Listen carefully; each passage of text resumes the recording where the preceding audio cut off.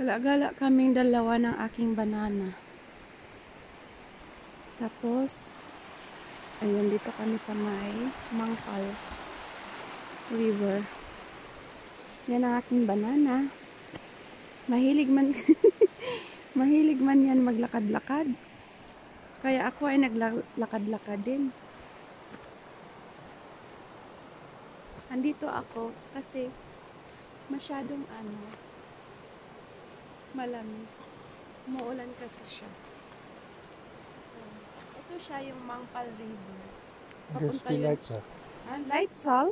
Leitzach. Ach so, Leitzach. Ich denke, das ist Mangkal River. Nein, die Leitzach Leitzach fließt Palascha. in die Leitzach.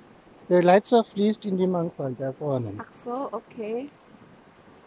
Tapos, may ulan-ulan kasi, kaya ako ay magaganyan.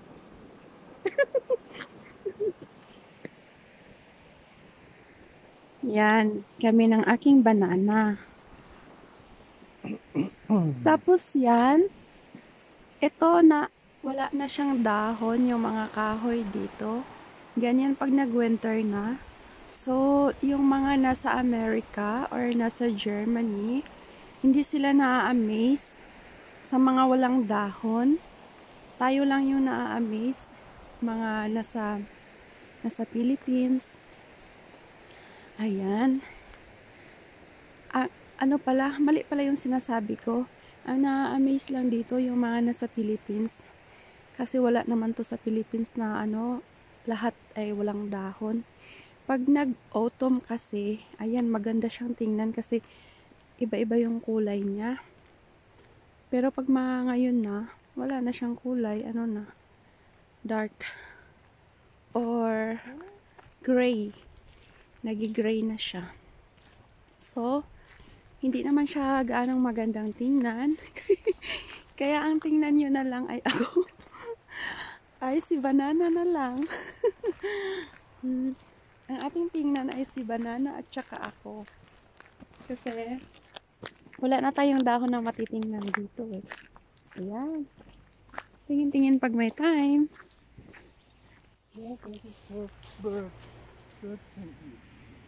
This is birds can eat that one. Ito yung pagkain siya ng ibon. Vogel. Not for human. Only for birds. O, diba? Marunong na rin siyang mag-explain. Kahit ako yung nagdadaldal, siya yung nag-i-explain. Mag-Bisaya ako, siya naman mag-German. Mag-German o English.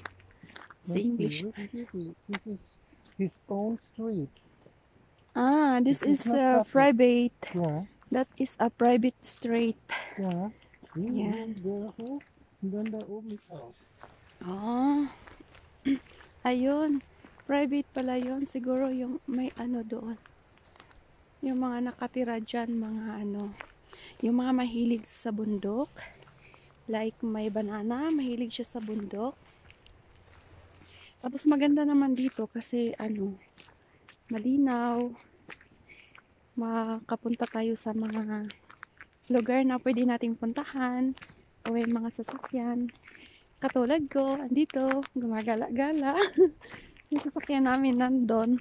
Ewan ko kung malamig na eh. Eh syempre, kailangan nating magsuot ng mga panglamig. Ayan. Nakita niya yung beren daw, yung pagkain ng ibon. Natutuwa siya yung mga ganyan.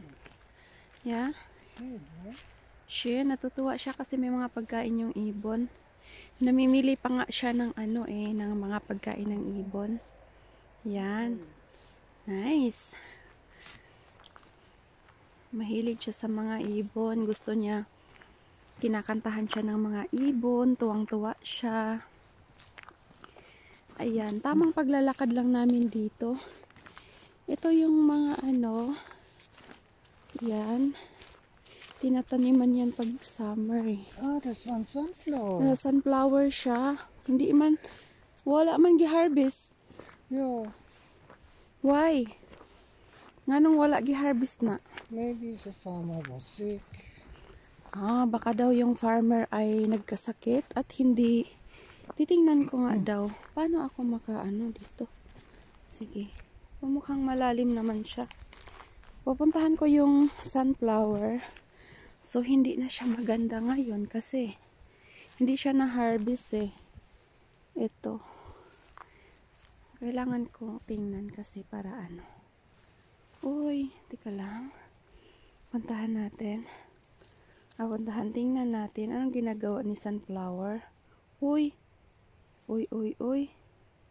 Ito si sunflower. Ano siya? You know. Hindi na siya maganda. Nakalimutan i-harvest ng farmer. Kalimutan siya harvestin. Aking banana. Ay, nandun sa taas. Banana, help me. Thank you. Vielen Dank, banana. Ayan, ito yung pag-ubo-ubo banana. Ay, doon pala kami dati, nag-bike kami. Ayan, puntahan natin yung mukhang naulan. Ulan. Ito yung mga naghaharang pag may, kunyari, pag may bagyo. Naghaharang yan sila dito. Ito yung naghaharang ng mga kahoy na dumadaloy doon para hindi nalalampas doon sa malayo. So, iyang mga malalaking na yan. Yan siya yung naghaharang. Bakal na yan. Yan, para hindi na pupunta sa iba yung Yan. Ito malapit sa lugar namin. Tapos, kapag may baha, so, madali na lang siyang tanggalin yung mga kahoy dito kasi naharang siya ng mga bakal na malalaki. Yan. Ito yung bakal na malalaki.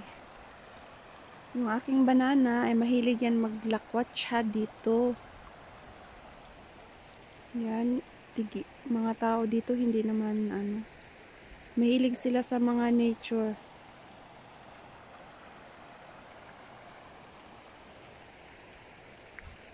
So, dahil ako ay uuwi na at mamaya maglakwat siya na naman ulit ako. So, dapat makatakip yung aking bubon at para hindi magkasakit. Ganon.